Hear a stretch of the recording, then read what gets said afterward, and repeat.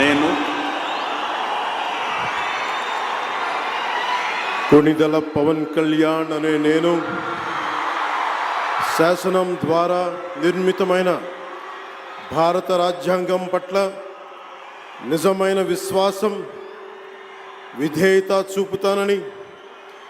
భారతదేశ సార్వభౌమాధికారాన్ని,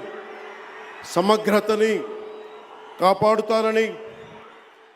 ఆంధ్రప్రదేశ్ రాష్ట్ర మంత్రిగా నా కర్తవ్యాలను శ్రద్ధతో, అంతఃకరణ శుద్ధితో నిర్వహిస్తానని, భయం కానీ, పక్షపాతం కానీ, రాగద్వేషాలు కానీ లేకుండా రాజ్యాంగాన్ని, శాసనాలని అనుసరించి ప్రజలందరికీ న్యాయం చేకూరుస్తానని